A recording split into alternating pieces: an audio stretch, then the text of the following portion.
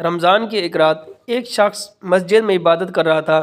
وہ سمجھ رہا تھا کہ اس کے تمام گناہ معاف ہو جائیں گے، لیکن کیا آپ جانتے ہیں کہ کچھ لوگ ایسے بھی ہیں جن کی رمضان میں بھی مغفرت نہیں ہوتی، یہاں تک کہ لیلۃ القدر جیسی عظیم رات میں بھی مغفرت نہیں ہوتی۔ آج ہم جانیں گے وہ 3 لوگ کون ہیں۔ یہ بات ہمیں میرے اور آپ کے پیارے آقا نبی کریم رؤوف الرحیم صلی اللہ علیہ وسلم نے حدیث میں بیان فرمائی ہے کہ پہلا وہ شخص کہ جو والدین کی نافرمانی کرنے والا ہے۔ اسلام میں والدین کا مقام بہت بڑا ہے۔ اللہ تعالیٰ نے قرآن مجید میں ارشاد فرمایا کہ والدین کے ساتھ حسن سلوک کرو، لیکن افسوس آج بہت سے لوگ والدین سے اونچی آواز میں بات کرتے ہیں، ان کی خدمت نہیں کرتے، انہیں تنہا چھوڑ دیتے ہیں۔ حدیث میں آیا ہے کہ ایسا شخص اللہ کی رحمت سے محروم ہو سکتا ہے۔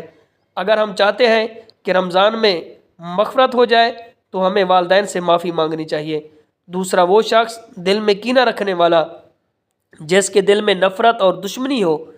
نبی کریم رؤوف الرحیم صلی اللہ علیہ وآلہ وسلم نے فرمایا کسی مسلمان کے لیے یہ جائز نہیں ہے کہ وہ اپنے بھائی سے 3 دن سے زیادہ ناراض رہے، لیکن آج بھائی بھائی سے ناراض ہے، رشتہ دار ایک دوسرے سے دور ہے، دلوں میں نفرت ہے۔ ایسا دل اللہ کی رحمت کو روک دیتا ہے۔ رمضان کا پیغام یہی ہے کہ معاف کرو اور دل صاف کرو۔ اور تیسرا وہ شخص جو گناہوں پر اصرار کرنے والا ہے اور توبہ نہیں کرتا، جیسے شراب پینا، ظلم کرنا، حرام کام جاری رکھنا۔ اللہ تعالیٰ بہت مہربان ہے، لیکن جو شخص گناہ چھوڑنے کو تیار ہی نہ ہو، اس کے لیے مغفرت مشکل ہو جاتی ہے۔ تو لیلۃ القدر وہ رات ہے جس کے بارے میں قرآن مجید میں اللہ تعالیٰ نے فرمایا کہ یہ رات 1000 مہینوں سے بہتر آتا ہے۔